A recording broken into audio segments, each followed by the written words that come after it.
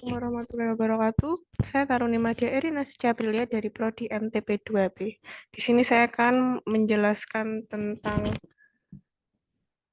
MRT Jakarta yang dibangun dengan prinsip pelestarian lingkungan dan cagar budaya.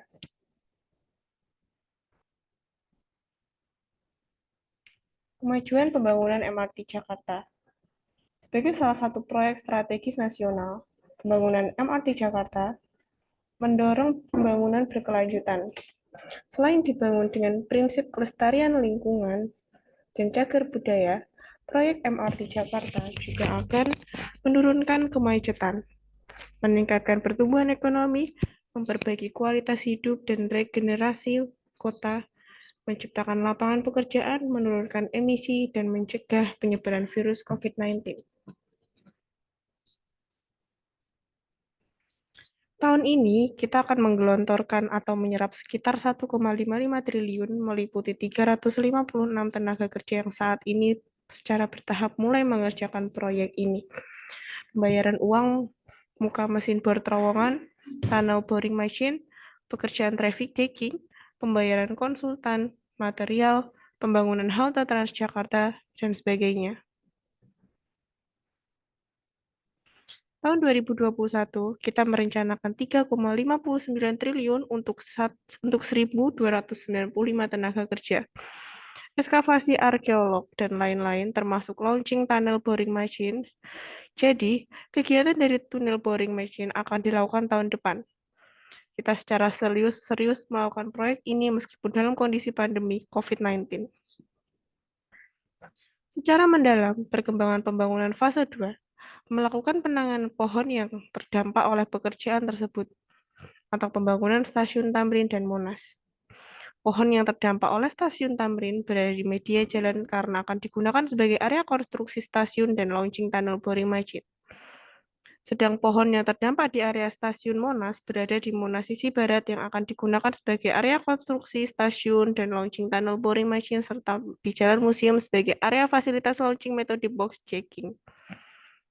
Proses penanganannya meliputi strategi relokasi dan pergantian pohon. Ada tim yang mengidentifikasi jumlah, jenis, diameter, dan kondisi pohon yang terdampak.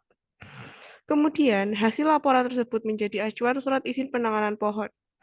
Apabila hasil laporan menunjukkan pohon sudah tidak sehat, maka akan diganti. Namun jika masih sehat, akan direlokasi ke lokasi yang sudah ditetapkan. Di stasiun Tamrin, pohon terdampak ada sekitar 235 pohon dengan rincian 171 pohon diganti dan 64 pohon direlokasi. Total pohon yang digantikan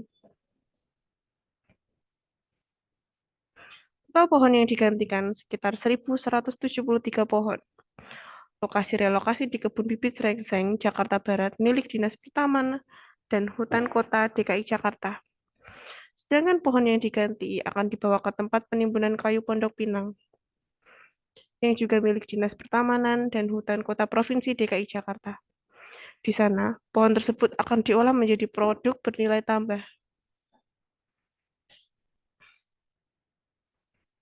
Studi kasus yang kedua, pembangunan stasiun Monas. Pembangunan stasiun Monas ada dua lokasi, yaitu untuk pembangunan entrance di Jalan Museum, ada 52 pohon harus diganti, dan untuk pembangunan stasiun ada 580 pohon terdampak.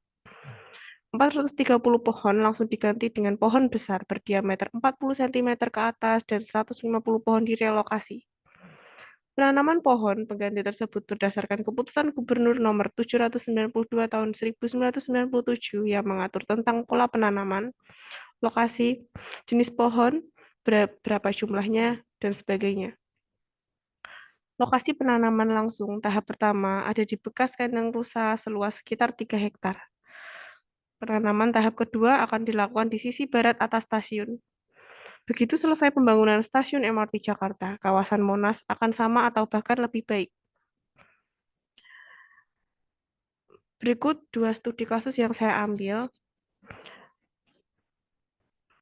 terkait MRT Jakarta dan pembangunan di stasiun Monas. Semoga dapat bermanfaat bagi kita semua.